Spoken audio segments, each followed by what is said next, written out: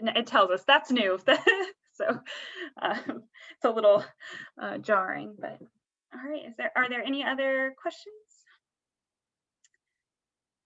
No? Just want to chat. My audio is still on right now. Everybody's quiet, so it's freaking me out. No, I was going to appreciate. Oh, go ahead. Kate's down there. Kate just hi, came Kate. in. So again, thank you for everyone coming out tonight. It is my pleasure to introduce local author Cassandra Hartt and congratulate her on the publication of her debut young adult novel, The Sea is Salt and So Am I, a stunning contemporary that asks if the secrets we keep and the people we love can change who we are. Look at that cover, it's beautiful. Thank you, Julia, for holding it up. Today is the book birthday. It hit shelves today, so it's a super, super special event, a launch event. And joining Cassandra in conversation tonight is fellow author Julia Drake, whose debut novel, The Last True Poets of the Sea, comes out in paperback next week. So you can pre-order that through us. Cassandra and Julia, congratulations and welcome, and I'll pass it over to you. Thank you, Hannah. Yay. Hooray. Congratulations, Cassandra. This is such an exciting day. I'm so excited to get to talk about this book with you. I first read this book, I think, about a year ago, and I received it via email in July in Philadelphia. And needless to say, it was blisteringly hot and pretty early in the pandemic, and I was not having a good time. And I'm a very slow reader, and I opened this book and I read, I think, 120 pages in one sitting, just because it was so, it just swept me away. The setting, the characters, the messy relationships. I just felt utterly transported in my like 90-degree apartment. It felt like I was just like by the ocean. So I just wanted to thank you for being just a pandemic highlight for me. But you're going to kick us off with a little reading, and I can't wait to hear the book in your own words. So yeah. So well, yeah, so first of all, also like thank you everyone for joining. Seeing your little comments come in. This is like, I mean, it's been like a very fun week, busy time in my life in general, like but then also today, like to see everyone's supportive messages, and a lot of folks know I've been working on this book for a very long time. That's pretty common with debuts, I think. So I really appreciate y'all taking time out of your day to join us and have a little chat. But yes, I'm going to start with a little bit of a reading from the book, just to like get a taste of it, because I know most folks here wouldn't have read it yet. I'm reading from a couple chapters in, so I think the things that y'all need to know. So I guess thing one is that there are 3 main characters in the book, and we sort of rotate through their different points of view. One character, Tommy, has depression. And so very early on in the story, he goes for a swim in the ocean. He doesn't intend to survive the swim. He's ultimately rescued, and then when he gets back to shore, checks into the hospital. And so this chapter takes place sort of while he's at the hospital, but from a different character's point of view. So while he's there, his brother Ellis and then Ellis's best friend Harlow are returning to school for the first time after this past weekend. And then the second thing you need to know is that this passage is from Harlow's point of view, and she and Tommy hate each other. So yeah, so I'll get started. My parents said I needed to give them a queen space after the Tommy incident, and reluctantly I agreed. So I spent yesterday strategizing with Coop. If we're on schedule, by now he's managed to tell most of the school, 1, Tommy's gone again, and 2, don't say anything to Ellis. Coop's leaning against the brick wall near the school's back entrance, grin fixed in place. He's not exactly hard to spot, especially when he starts waving at us, arms wiggling like he's one of those inflatable balloon men you see at car dealerships. It almost gives me a headache to watch. But Coop knows how silly he looks, just like he knows that the watery, skim milk smile it gets from Ellis is a big deal. If I weren't around, he'd probably be Ellis's closest friend. He knows that too. Missed you at Ben's Saturday, Coop says as he thumps Ellis's back. Mentioning the weekend or any topic that could lead back to Tommy is the exact opposite of what we agreed. I glare at Coop. He smiles wider. Don't be jealous, Harlow. You know I missed you too, he says with a wink. Gross. Also, not the point. I pretend Coop's transparent, like one of those sea pigs, and look through him to the table where student council is selling prom tickets. Coop barrels onward and says, Olivia asked about you. Olivia is a pole vaulter on the track team, and to put it nicely, she's a bit clueless. Like, didn't know the first name of the president when that came up in US history. Olivia is not part of our plan. Yet Ellis's face changes like I guess Coop knew it would. He loves when people pay attention to him, so he's already hooked up with quite a few girls in our year, and a couple boys too. But who's counting? Nothing distracts him like a fling. I should have thought of this myself. She asked me first, I cut in, because, well, let's get this timeline straight. Last week, she asked if you're dating anyone. Coop rolls his eyes hard as Ellis focuses on me. What'd you say? I told her to ask you herself. She also asked twice if I would be okay with it, but I don't mention that. Operation Let Ellis Make Believe Tommy Didn't Almost Hypothermia Himself to Death goes surprisingly well. All day I intercept condolences for him, gathering our classmates and teachers' worry so he doesn't have to. But although Coop has spread the basic facts of what happened, that doesn't stop the question I dread from bubbling up. It comes in whispers with weighty looks, puzzled head tilts. Why? If I knew, I wouldn't be half as worried about what might happen when Tommy comes home. When I say everyone does their part, I mean everyone. Sometime between first and last period, Olivia finds Ellis, latches on like a pretty leech. Apparently, they spent most of lunch making out in the math wing until Ms. Wheelock caught them and sent them back to the cafeteria. I was in the computer lab working on my West Finch climate change manifesto, tentative title, Preparing for the Worst, Coastal Erosion and You, so I didn't notice. When I get to US history, Olivia is sitting next to him, in my seat. Do you mind, Harlow? She says. The desks are pushed together in pairs, arranged in rows. She's leaning so far in his direction, she's in danger of falling out of her chair. Meanwhile, Ellis doesn't look at me, has no idea how many times I've told the story of his weekend for him today. I drop into her usual seat behind him. For the next 30 minutes, I rememorize the whirls and cowlicks in his hair. This whole thing is classic Ellis after catastrophe. Grab the closest person who shows interest and casually date them until the catastrophe resolves itself. It gets worse. Mr. Delmonico gives back our quizzes from Friday, and he hands me the wrong one because this has a huge B circled in red pen, except it's by name at the top. I can see the A on Ellis's quiz from here. Olivia keeps touching his arm. I fold my quiz into an accordion paper fan. Mr. Delmonico asked me to pay attention. If Tommy had half the game Ellis does, he'd be too busy making out to go swimming when he shouldn't, and this wouldn't even be happening. I refold my quiz into a fortune teller, leaving all 8 inside flaps blank, so each time I land on one, I can make up whatever I need to hear. 7, ask for extra credit and you shall receive. 3, pole vaulting is the most dangerous of all track and field events. 8, concussions, impaling. Mr. Delmonico takes my fortune teller / quiz away. I should be nice. One thing Olivia has going for her is her legs seem to go all the way from the floor to her chin. Still, supposing I put up with her, I don't see her helping measure sand loss or make anti-plover posters. She likely won't last long, and then Ellis will replace her with whoever looks at him next, which means he's pretty much on a crash course to ruining our summer plans. It's because of Tommy that Ellis is acting this way. But if Ellis can cheer up just by kissing someone, maybe it can be that easy for Tommy too. There's only one person I know who's come close to trying. Oh, a normal cliffhanger.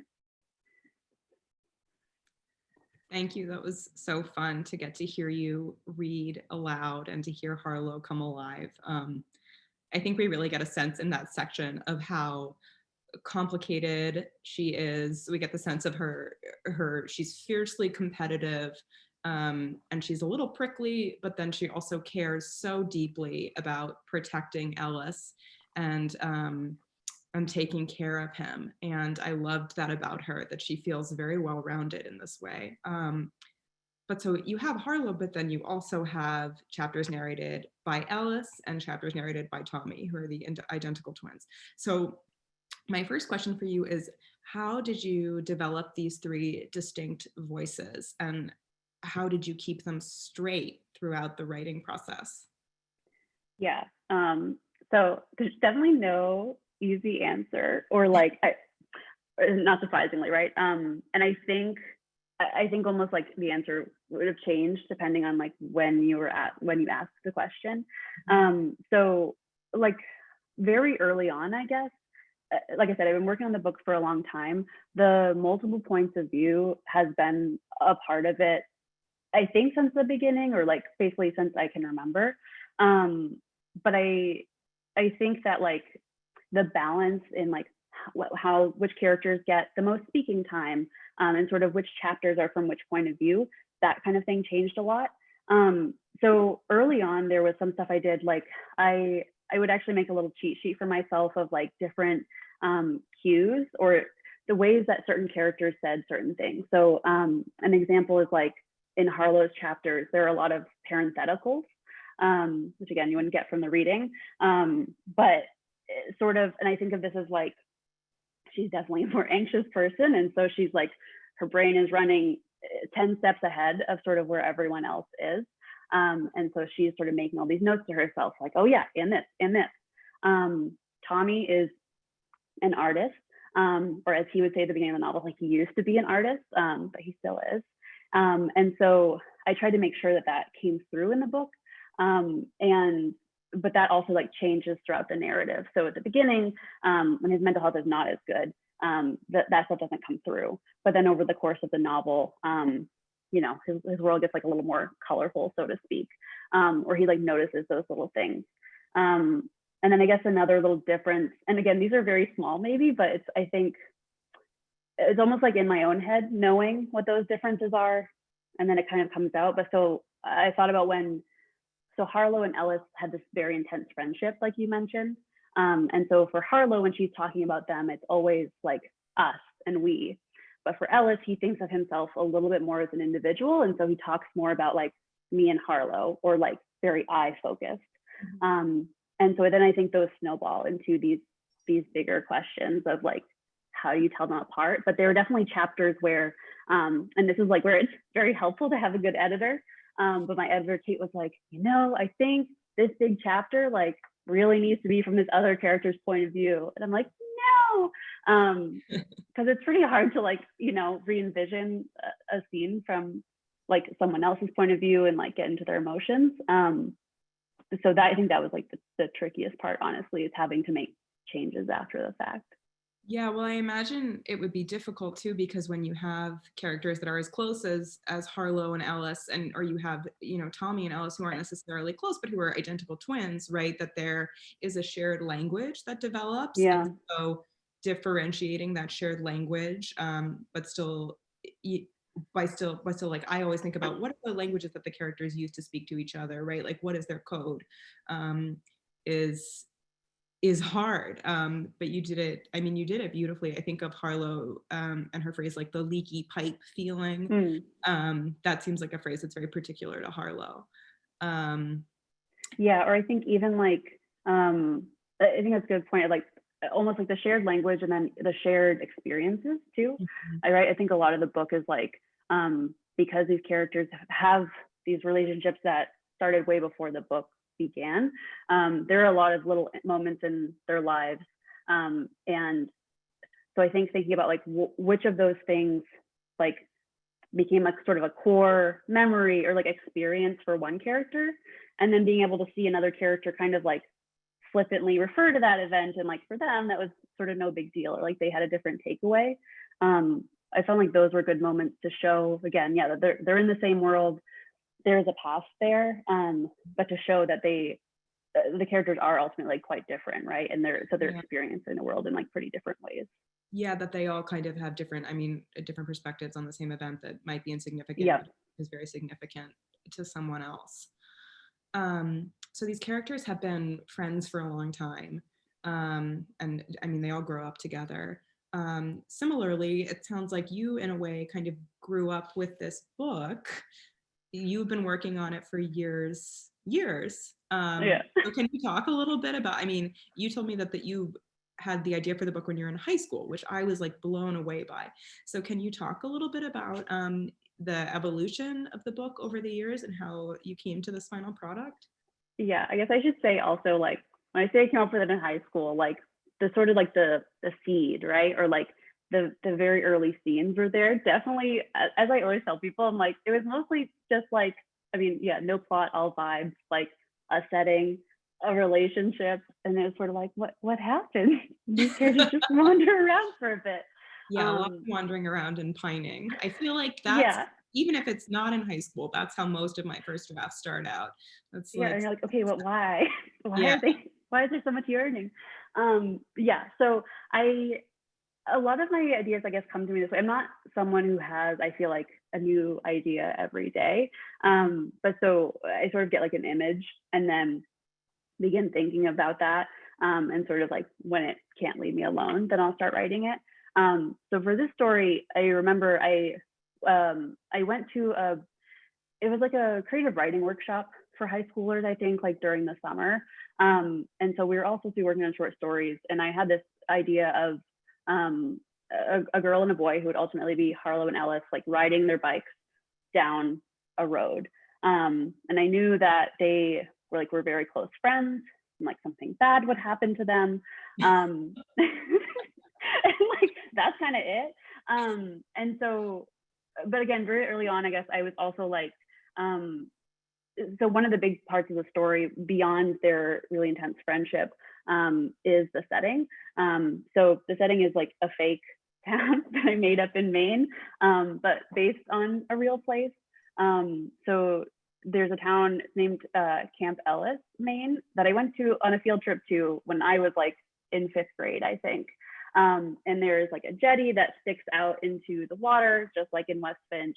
And their town also has massive amounts of sand loss every year due to erosion, slightly different circumstances. But so this idea of like, and I guess I should add, like I grew up, or I lived in Maine until I was 13, and my extended family is from Maine. So I almost think too, like in developing the story and then like the setting, being a place that I didn't live anymore at that time, we had moved to upstate New York.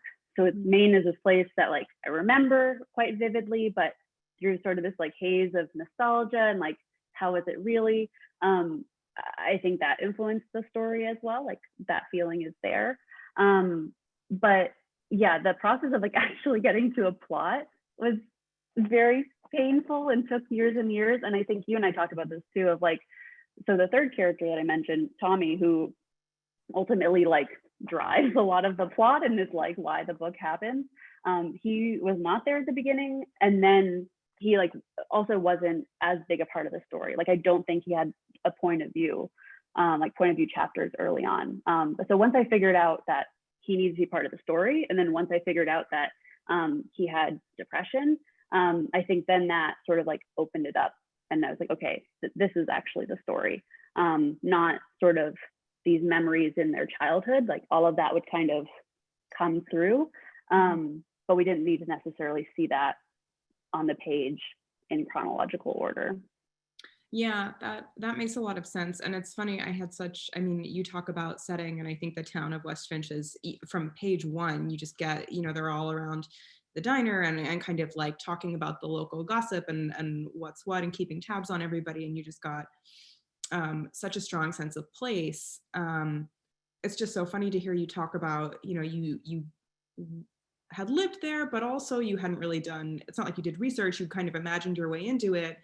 And I had such a similar experience writing about a fictional Maine town that like, we would go, my dad grew up there, so we would go up there, but there is, this immense power in just not quite remembering, and just the liberty of like, oh yeah, I'm writing fiction, so I can just make it up. And I think, your town really, West Finch really shines. And you've got the West Finch sweatshirt on, which looks like it could be from, I don't know, some any souvenir shop, right? Yeah, in West Finch.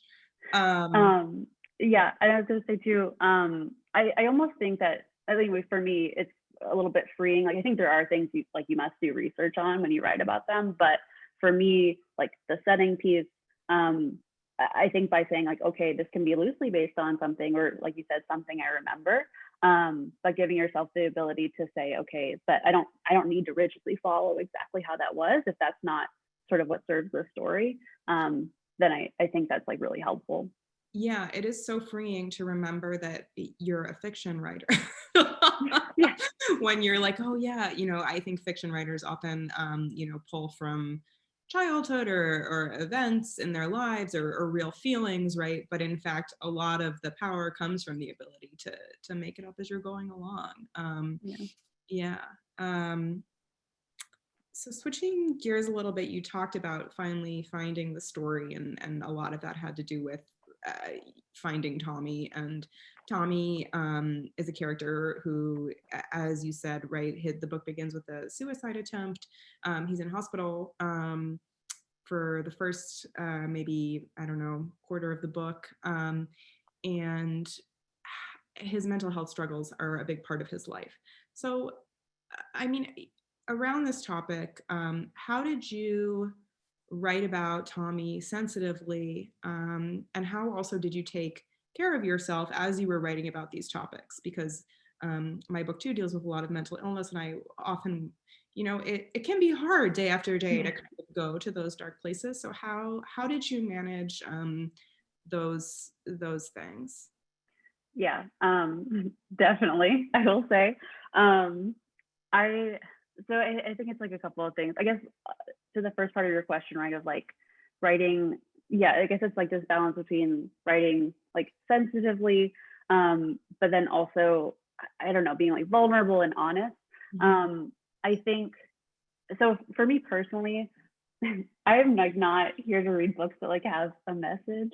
But I don't know. I honestly, like, when everyone's like, oh, like what's the book about? I was always like, I don't know.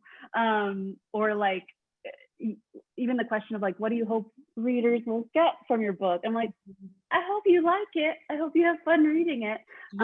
Yeah. So I guess that's one thing, right? Is like I don't want it to be like, oh, depression is bad and scary and like here's what can happen. Or I wanted to be careful of like not going in that direction and just trying to like accurately portray a variety of experiences with mental health. So like taking meds, not taking meds, going to therapy, not going to therapy.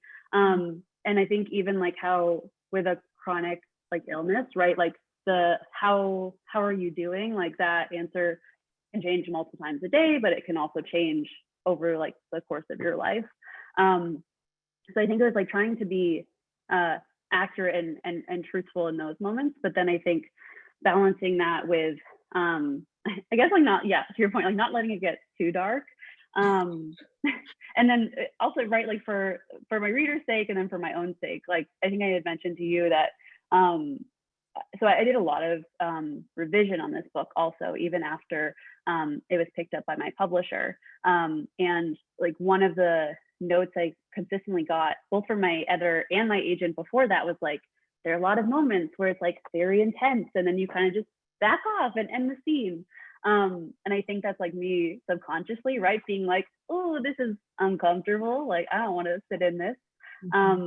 So pushing and like actually exploring all of that stuff, like exploring I think dark things for me personally like helps get to a moment of catharsis, right? Or like you can experience that stuff and understand it and not feel alone. But at the same time, when I was sort of in that and like working on it every day, it was definitely something where I would be writing for a bit, and then when I'm done with the day, I'm like, why do I feel so miserable? Right. It's like, oh yeah, that's why. So I mean, I tried to do some stuff of like not letting myself work on like the most intense chapters like all in one week, like trying to spread it out a bit. But yeah, I think it was hard. So almost just like, I think like you said, the awareness that like, oh, I am working on something that's tough. And so then trying not to have too much other intense stuff going on in my life so that I could like have the space to decompress when I wasn't writing. Yeah, that makes a lot of sense to me. Just kind of like allowing yourself room to just get away from the book. Just leave it behind for a little bit. I mean, because it's not only I mean, Tommy is the one who's sort of most visibly dealing with mental health struggles. But I mean, you know, Harlow also has a lot of stuff Yeah. going on, Yeah. right? Uh, Alice has a lot of stuff going on. And not to mention the fact that it seems like there's a house that's about to fall into the sea. And it seems like climate change is really bearing down on this one town in particular, right? Like all these characters are just carrying these very heavy burdens. Alice in particular is dealing with right, some trauma in his past, and he's an interesting character. You know, he's bisexual, which I feel like in young adult novels we don't see a lot of bisexual boys, so I was very excited to see a bisexual boy. And then also Alice has a prosthetic leg, so he's got this kind of like intersectional identity that I think it feels very natural. And so how did you go about writing Alice? Yeah. So I think like, you know, he definitely emerged, like I said, sort of like with Harlow, like they're a set. And so he was like always an amputee, for example, sort of when I thought of him. But like with that, I mean, I'm not an amputee. So then that took like a lot of research. So going back to what I said, like, oh, I don't do research. But I'm like, except when you're like not writing from your own experience. Right. So I think there it's like, I wanted to make sure that, again, I was like portraying that as accurately as possible. But I think at the same time, because that's not my experience, not letting it become a book about his accident or like about his disability necessarily. Because like that ultimately, like, you know, it isn't the main story. But at the same time, like it does affect his day-to-day life. So I was very fortunate in that like my publisher was super supportive, and like we both were like, we want to find folks to like read for us and make sure that the representation is accurate. And then I think like in terms of his sexuality, yeah, I don't know, sort of like when that came, I think that also was just sort of like, that's who he is. It felt very natural to me. I mean, I'm going Yeah. back to what you said about just how like finding the different characters' voices. Yeah. And Ellis's first line is, what does he say? He's like, crack me open, like give it to me like quantum physics or something. But he just has this kind of like, I mean, he's a runner, but he's also almost like theatrical, and he kind of like, the spotlight is on it. It felt like, I don't know, it just felt in keeping with the rest of his personality. Like he's open to experiences. And I saw a comment too. I read Ellis is pansexual. Yeah, I mean, I don't think there's a label in the book. I think of him as, I guess, queer, or like, I mean, I'm not straight. Like Ellis is not straight. That's like basically where we land. And so, but yeah, I think one thing I did want for his sexuality is like, I mean, people talk about like casual queer representation, again, like where it's not the main focus of the story. I felt like Ellis is very confident, or at least outwardly very confident. I think that confidence like hinges on a lot of the approval of others and like the attention of others. But so for him, like, yeah, his sexuality, his disability, like these are just things about him, and almost that he's like leaned into them, I think, a bit. And like in a sort of way of like, yeah, I don't know, he would like challenge anyone to say anything about it. But I liked that, I guess, for him, like, yeah, his sexuality was sort of like, compared to all the issues in the town in his life, is like not one. Yeah, I liked that too. That it was, you know, part of him, but not necessarily central. Yeah, and I think story. Also contrasting him with like Harlow, his best friend, right? She is like very, very closed off, like I think very set in like who she is, doesn't question anything. Questioning things would be scary. So I think even just like having those two play off each other a little bit as opposites. Yeah, I don't know. It's very satisfying to write scenes between them. Because they have a great push each other's buttons like, a lot. I mean, it does seem like they've known each other for years, and they have this rapport, and you know, you can see the ways that they get under each other's skin, and it really, I feel like I know people who have that relationship, or I have that relationship with some people. It's just like, I've known you for so long and we're so close, but also yeah, I'm like, is this healthy? And I'm like, well, this is how it is. Yeah, exactly. So apparently it's a requirement that if you write a book about a small town in Maine, you must have an extremely A long very long title. So how did you arrive at your title? Was there a story there? Yeah. I feel like this is like not a good reflection of me where I'm like, I don't do research. And also, so I don't usually have titles for things before they're pretty late stage. Very intuitive. It sounds like you're very intuitive. Maybe, but then it's very painful when the intuition doesn't come. I'm like, oh no. I don't know how to make it happen. But so I remember it did not have a title. I think it was like my novel, The Ocean Book. And then I was getting ready to query. So in traditional publishing, for those who don't know, the first step is typically you send out sample pages to agents to try to get representation, and then they send your work to publishers. So I was going to try to query agents, and I needed a title. And so I was like, okay, like let me listen to some music and take out little nuggets that I like. Let me grab my undergrad poetry like books and look through. What can I lovingly Shakespeare, where are you? Yeah. So I found a poem called The Crystal Lithium by James Schuyler. And again, it's one of those things that's like weirdly perfect for the book. But yeah, and so we have a quote from at the beginning of the book also, a little snippet from the poem, but I recommend reading the whole thing. And yeah, so I don't know. I was like, this is the title, I guess. And I also felt very fortunate, like, again, in traditional publishing, like you don't always get to decide on your title. You don't always get to keep the one you want. Like it's a team effort. Lots of people have get to give their input. But yeah, it was sort of never a question. It was like, everyone was like, yep, we're on board.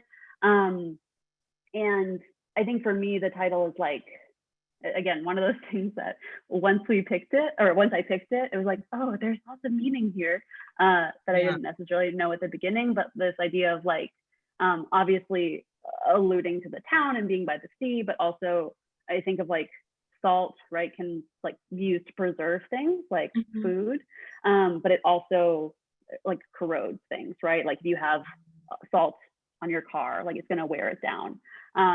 So this idea that the things that like are like good and helpful to you can also be the things that are hurtful. I think it's like very resonant in the book too. Yeah, I mean, it is a beautiful title. I'm so happy it's what you landed on. I just think it, and the cover again, we gotta show off that gorgeous cover because it's just so pretty. So what are you working on now before we turn it over to the audience, which is everybody's favorite, having just had their book come out, it's everybody's favorite question. What's next? But are you working on anything? Can you share? Yes, I am loosely working on things. I've been trying not to put too much pressure on myself, as my critique group would probably be proud to hear. I second that. A couple of months ago, I was like, I'm going to do this in the next few months. And they're like, who is telling you need to do this? And I was like, me. And so I'm trying to take it easy. But I have a couple of different like stories that I'm working on.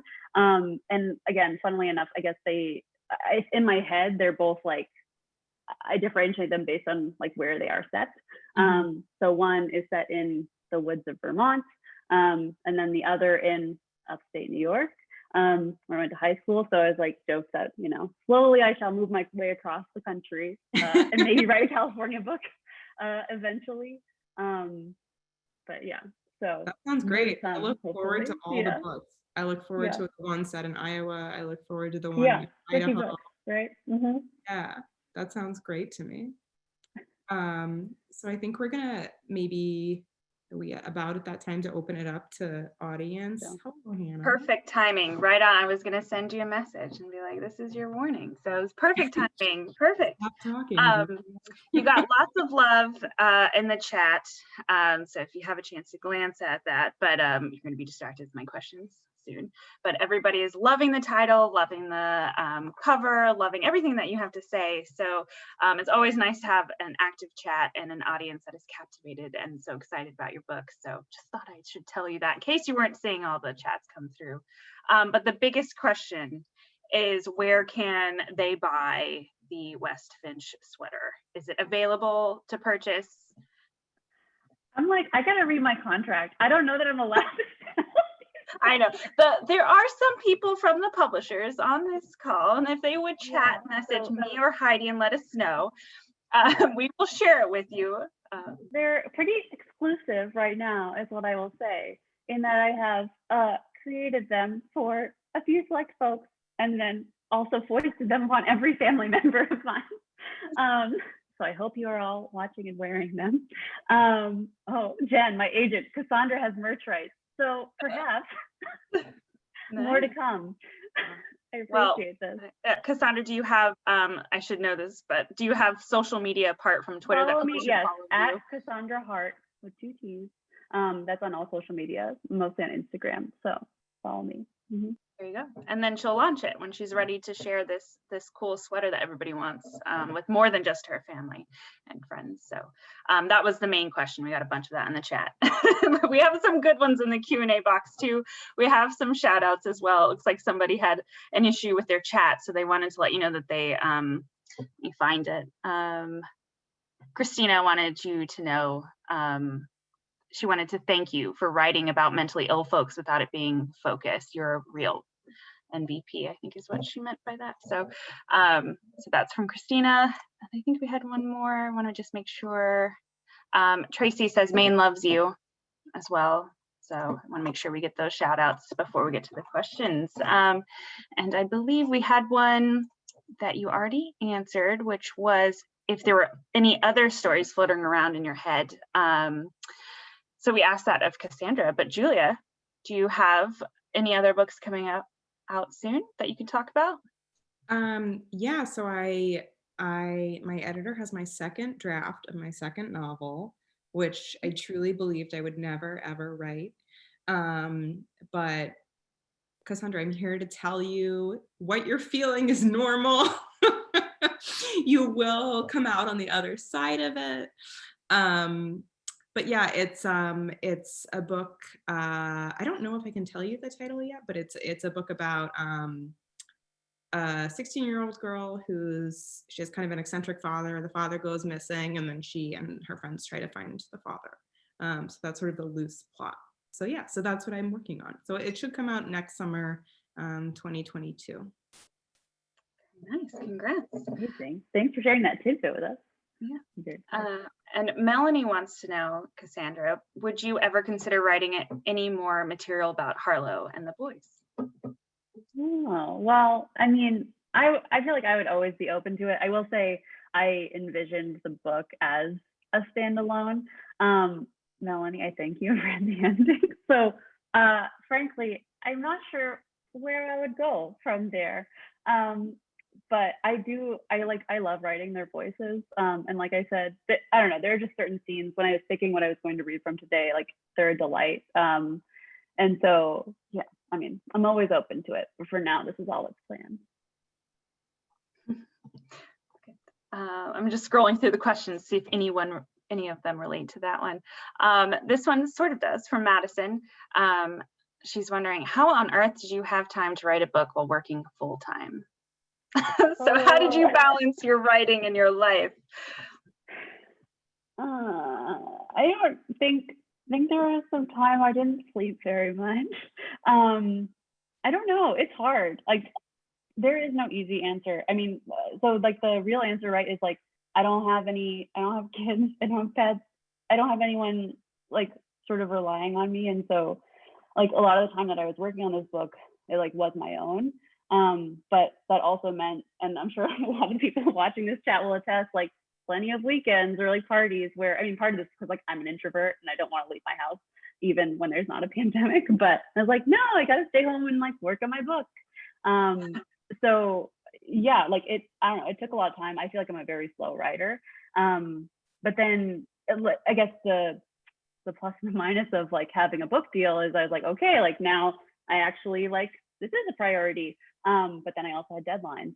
So those were the times when, yeah, I sort of just had to make it happen. I don't know. I'm like still trying to figure this out, honestly. It's basically like how going forward, like how can I do it in a more sustainable way? Because I'm like very proud of the sea of salt, but it was very hard to revise at the end because it just didn't feel like my brain had enough sleep to get it all done. Yep. With all my time hosting events with authors, it sounds like the second book is always quite different. The experience in writing the second book is always quite different from the first. Is that your experience, Julia?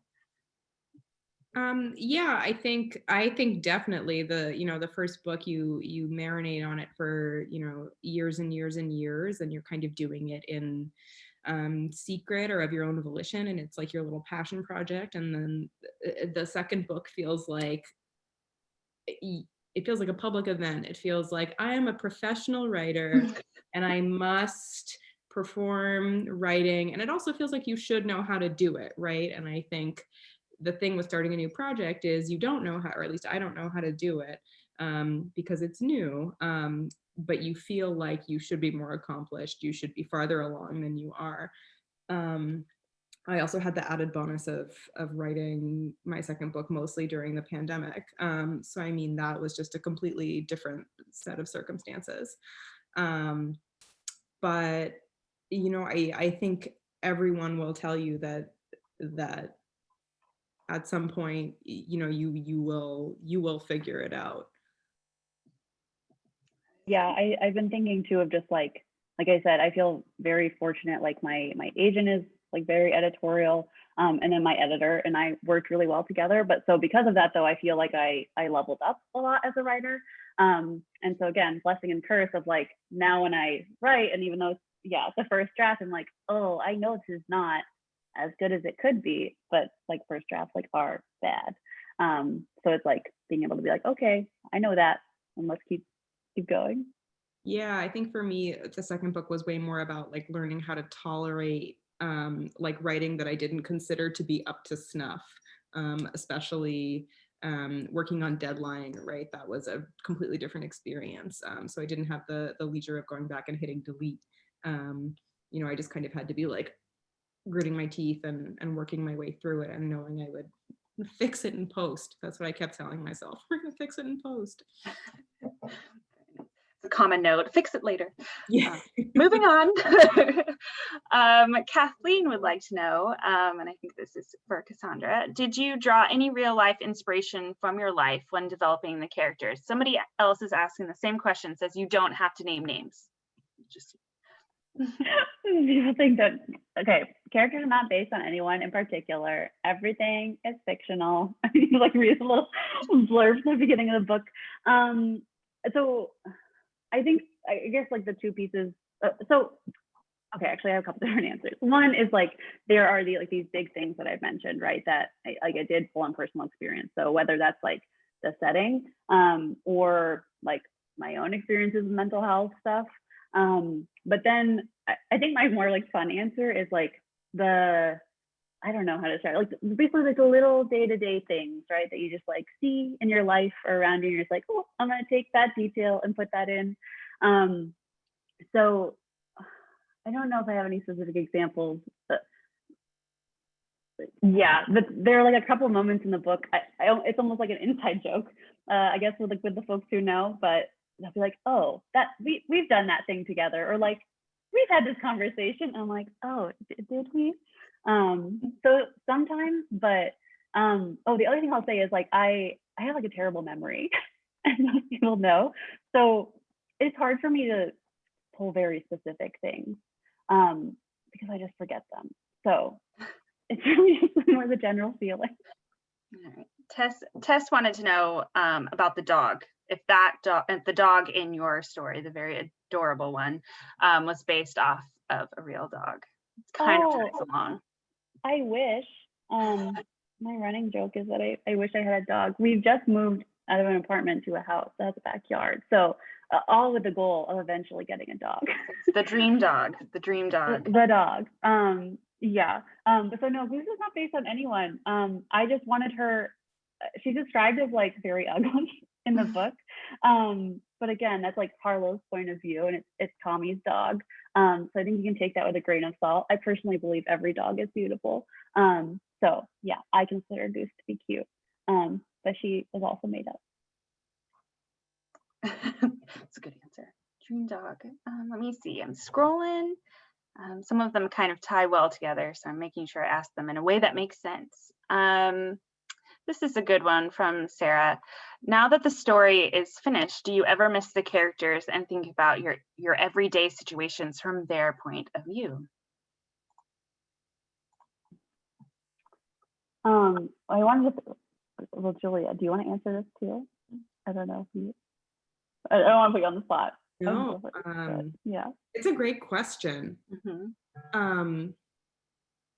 No. They're done.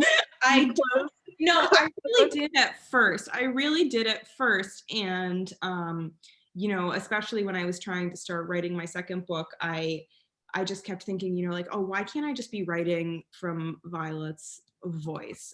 Because I had just grown so accustomed to writing in her style and, you know, her turns of phrase, and it just felt like a part of me. And it was both wanting to continue writing her and also just like really, really wanting to shed her as quickly as possible, because I knew I had to get on to the next thing. I also think by the time you get to your debut, you have done so much revising and copy editing, and just you've read the books so many times, that I at least felt like I'm so glad that these people and I get to have a break from each other for a little bit.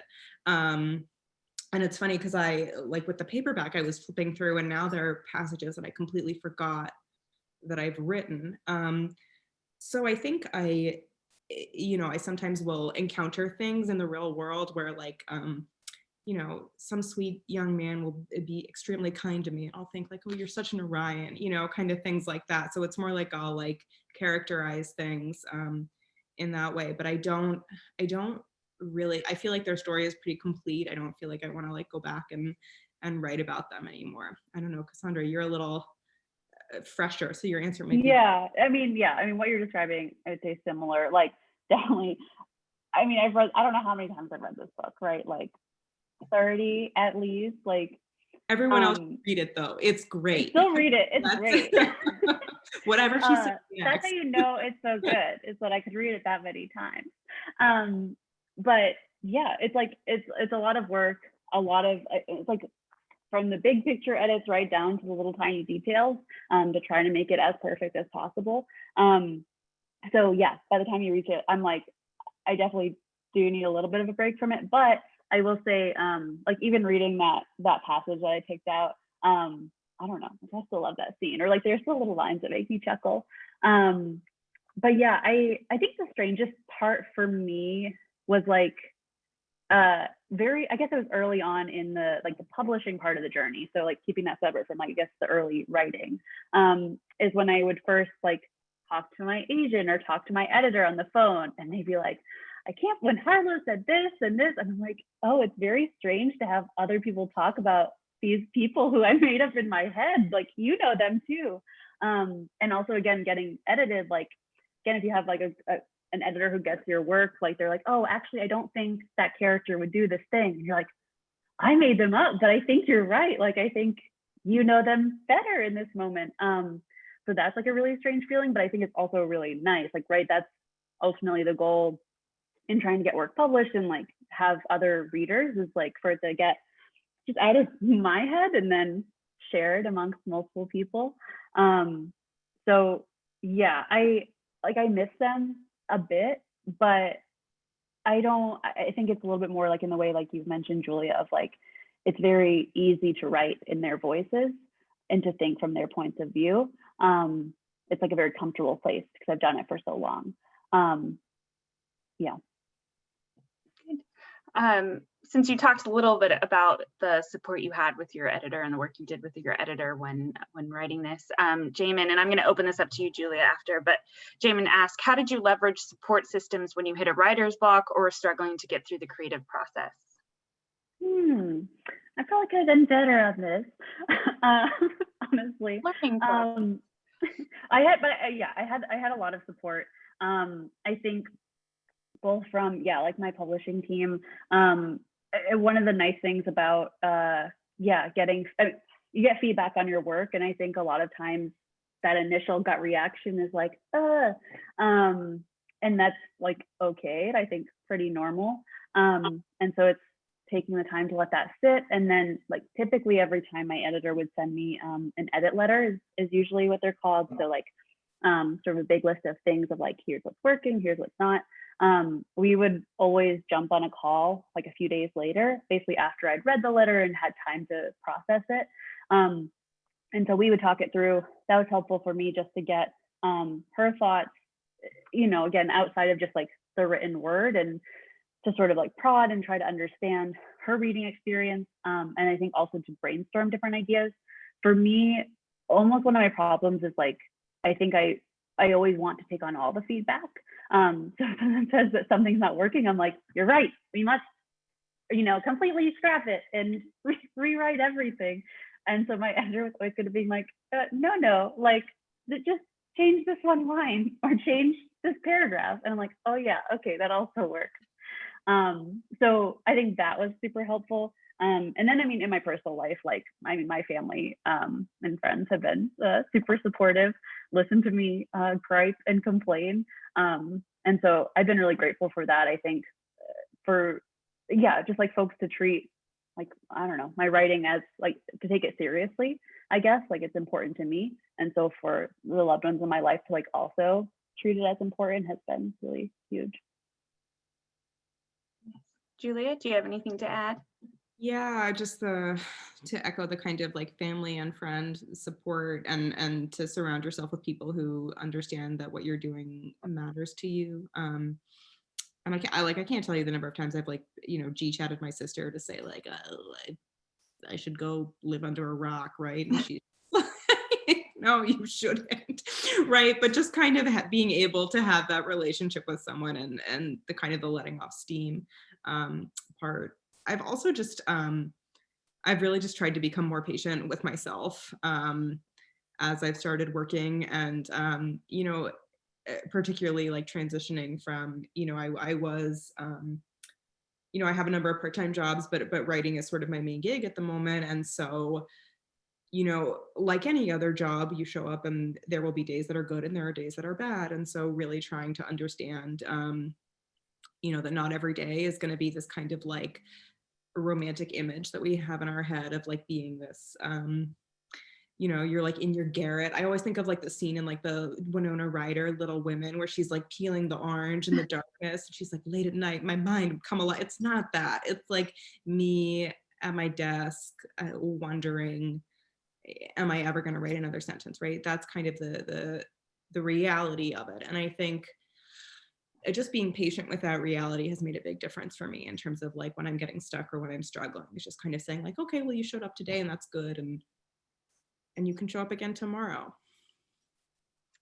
Good answers. We've got quite a few questions. We're running up on our time. So I'm going to ask a couple that I'm hoping are just quick answers. This is from Jamin.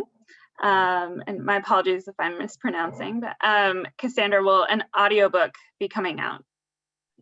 I don't know. I hope so. I think so. That's a stay tuned. So. Stay tuned answer. Yeah. Maybe the publishers know. Maybe there'll be some answer in the chat. The worst person, to ask. It's okay. We don't know. Always know what the plan is. All right. Perfect. Ask that question. Talia was wondering who the I is referring to in the sea assault, and so am I, since there are 3 POVs. Do you have a thought on that? No, that's a good question. I've never thought of that. Talia, who do you think it belongs to? That's a question for the reader, not the author. All right. That one. And let's see. Kathleen wants to know, she says, this virtual launch event is great, but how can we celebrate your success in real life now that we're coming out of the pandemic? So do you have any plans for yourself personally? Well, I do know Kathleen. So Kathleen is free to take me out for a drink or dinner if she wants to. Kathleen, call her. Also, buy the book at your local independent. That's one way to celebrate. Let's see coffee with books I and also heard career. limited edition West Finch sweatshirts are Yeah, soon to be available. True. Everyone take a photo of them wearing the sweatshirt. Or I also said, Kate, my editor, sent me a picture of the book next to her dog. I would also really appreciate those photos as someone who doesn't have a dog. So if you have a dog in your life, and the book. Send pictures, post about it on social media, lots of fun ways to do it. Or call her and take her out for lunch or coffee. All right, the next two, one's from Sam that I'll open up to both of you. It's more about writing. And they're asking if you have any specific or unique tools in your writing toolbox, like a typewriter, sitting down with coffee. Do you have a routine that gets you going?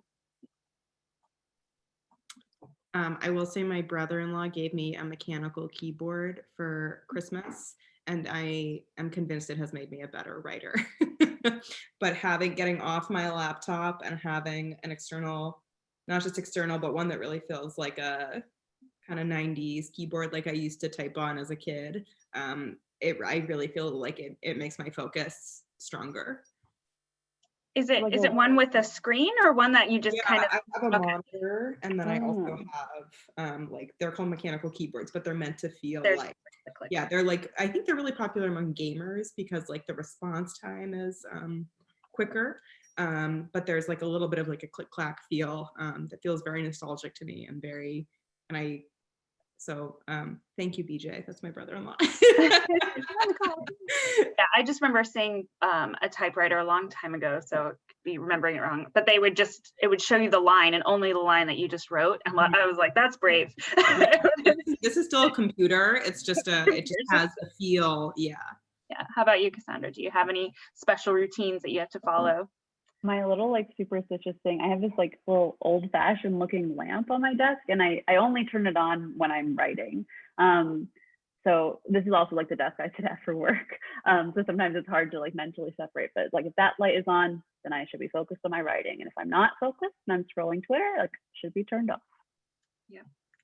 Routine is very, very good for writing. I used one for writing a thesis. Like if my headphones were in, whether there was music or not playing, I was working. So it definitely helps. All right, our last question is from Juan, I believe is how you pronounce the name, or Juan. Can you talk a bit about how your gorgeous book cover came to be? Yeah, I can do a brief spiel on mine, and then Julia also has a beautiful cover. Yeah.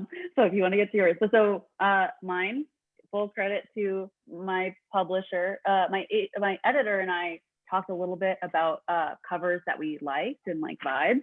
And so we did actually, I was telling Julia, the last true post of the See Her book was like an example of like, ooh, beautiful, like focused on the title, but then like evocative and moody. And then my publisher like ran with it. They found our amazing artist, Just Frickshakes, and I don't know. So they sent us like 3 concepts of like, here are some mocks, and I thought they were all beautiful.